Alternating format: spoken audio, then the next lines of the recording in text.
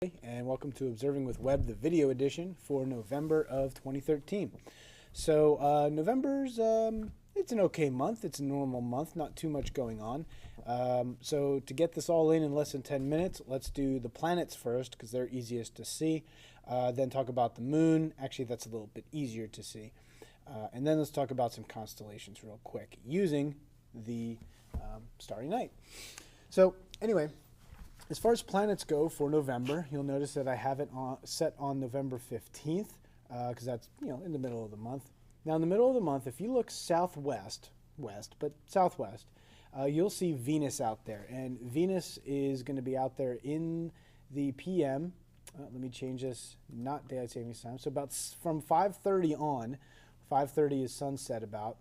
4:45 is sunset. But after that, you'll be able to see Venus, and it'll be nice and bright out there, really, really bright in Sagittarius. Yeah, that says Pluto. You won't be able to see it without a telescope, but it's there if you have one. So Venus will be out until about, let's say 7 o'clock it'll set.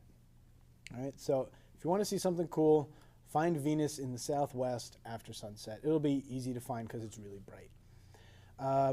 Now, the other planets, as you can see, are Jupiter and Mars, but you won't be able to see them until later at night. So let's take a look. Yeah, Neptune and Uranus are up there, but you won't be able to see them because you need a telescope. So let's look more toward the east, and let's go later in the night. Okay, Taurus rises, Orion rises. Oh, there's Jupiter. Jupiter's going to rise up about, let's say, 9:30, no daylight savings time, about 9:30. It's in the constellation Gemini here. So if you can find Orion anytime after 10 o'clock, if you can find Orion in the east, Jupiter's to the left. It's a really bright star over there. So after 10:30 in the east, it'll rise up. Let me zoom out a little bit so you can see this. Jupiter's going to rise up throughout the night, okay, and move toward the south. And it'll keep rising, and then it'll actually move across the sky. And by the time the sun rises, it's in the southwest. So Jupiter's really good to see with binoculars or a telescope.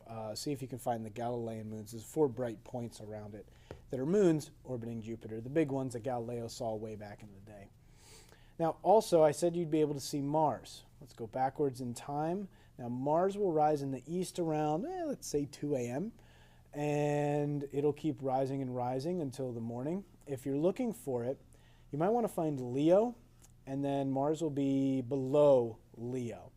Now, in the beginning of the month, Mars will be right in the middle, and at the end of the month, whoops, 30, there we go. At the end of the month, it's much lower and actually getting close to Virgo. Okay, but anyway, oh, the last thing, on the 30th, you might be able to see this if you have binoculars and a really good view.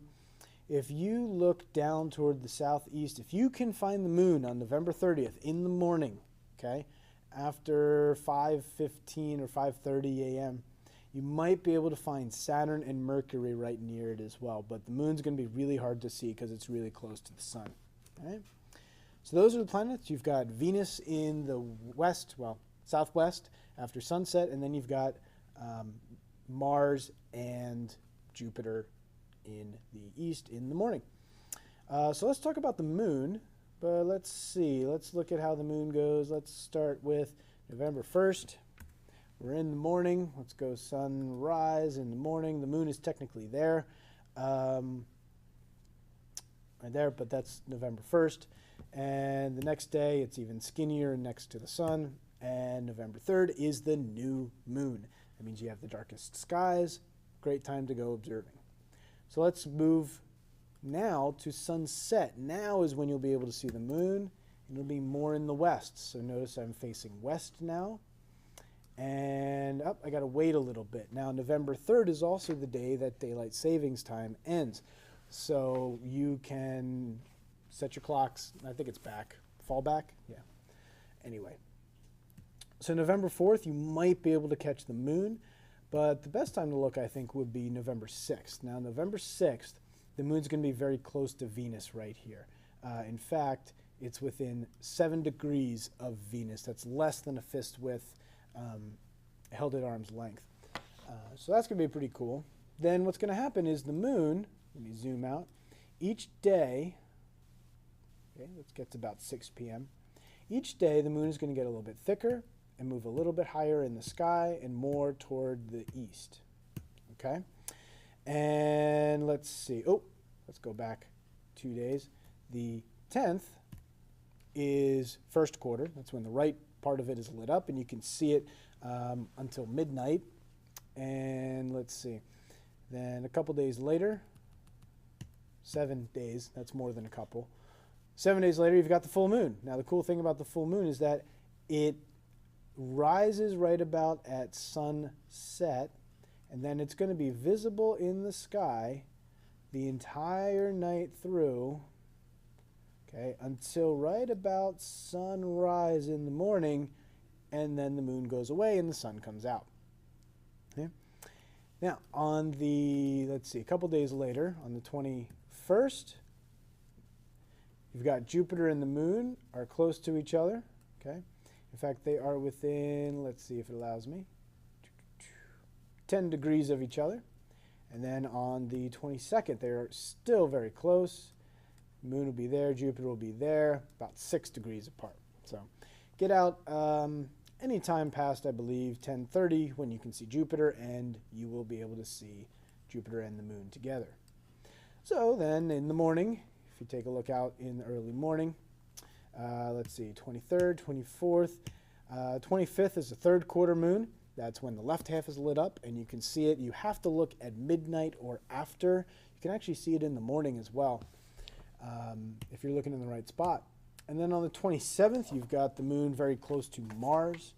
And yeah, it's, let's see, what does that say? That says it's about 5 degrees away, which is half a fist width at arm's length. So anyway, that is the moon going through its phases for November. Now it'll get a little bit skinnier and skinnier until November 30th. And again, you might be able to catch Saturn and Mercury. You have to be pretty good for that.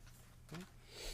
Lastly, let's talk about some constellations. So let's just go on the average, November 15th. And let me see. Let me zoom out here a little bit. And let's look more toward the east, but let's look at sunset. So the sun goes down, okay? You'll see Venus popping out. And now if you look more toward the west, you should be able to see Cygnus the swan, Aquila the eagle, and Lyra the harp. These three have very bright stars. There is, Deneb in Cygnus, and Altair in Aquila, and Vega in Lyra. And those three are the brightest stars in the summer sky, and they make an asterism called the summer triangle, and you can see that. Now, since it's fall, that's actually setting as the night goes on, so you don't really see it that long. Delphinus is another cool one to look at. Very neat, very neat. Now, if we look more toward the south, we see Pegasus and Andromeda. That's pretty much what I consider the big fall constellations, because Pegasus is a great big square that's pretty easy to find, and Andromeda has the Andromeda Galaxy nearby, which if you have real dark skies, you can see with your naked eye, or binoculars also help as well, finding Andromeda Galaxy. Find another star map, because I don't have it on here. So anyway, those are going to actually set toward the west as the night goes on. And if you want to see the winter constellations, you're going to have to wait until later at night. Let's say about midnight or a little bit less than midnight. You can find Orion off in the east and Gemini off in the east, Auriga and Taurus. And the cool thing is you can actually make a little circle with the bright stars like Rigel. You've got Aldebaran in Taurus, Capella in Auriga, and then through the two twin stars in Gemini, down through Canis Minor. And actually, if you take Orion and you take the belt, take the 3 belt stars and go down, you'll get to the brightest star, which is Sirius in Canis Major, the brightest star in the sky, which is not Polaris. Which brings me to the northern sky. Okay, whoop, turn around, and you've got the north. Okay, if you're looking toward the north and it's about sunset, you will see, let's see, a little bit after, Big Dipper is way down low, Cepheus and Cassiopeia are up high. But as the night goes on, they spin, And around midnight, you've got Big Dippers coming up, and you keep on going, going, going. And by morning, before sunrise, you've got the Big Dipper up high, Cepheus and Cassiopeia down low, Draco you might be able to find. And that's what's going on in November. Now, there is Comet Ison is also important, but I'm going to defer to you finding an article online. There is one that I have on Podbean, a link to a good article. Can't see it with the naked eye right now, at least at the time of this recording, October 28th. But you can see it with a good telescope. So go ahead and find an article out there to help you find that. Hopefully it gets brighter as it goes around the sun, and in December, hopefully we'll get a good glimpse. And also there is technically a Leonid meteor shower on the 17th, but if you recall, the 17th is also the day of the full, or the night of the full moon, which means you're not going to be able to see that much. So, but anyway, that's what's going on for November. I wish you very clear, dark skies.